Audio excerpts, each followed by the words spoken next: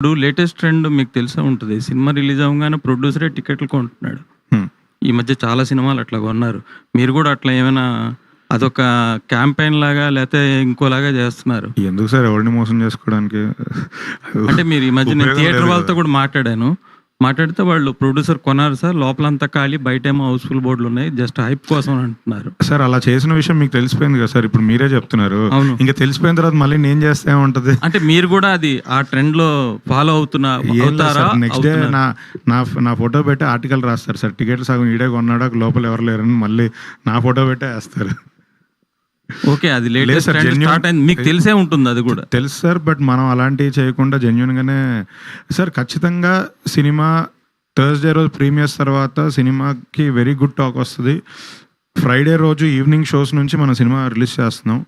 Friday evening first show second show కూడా very good ఉంటుంది. 14th Saturday వచ్చింది, 15th Shivaratri వచ్చింది, 16th మండే మళ్ళీ లేబర్ హాలిడే ఉంది. ఖచ్చితంగా మంచి రెవెన్యూతో ముందుకెళ్తాం సార్. ఓకే. All the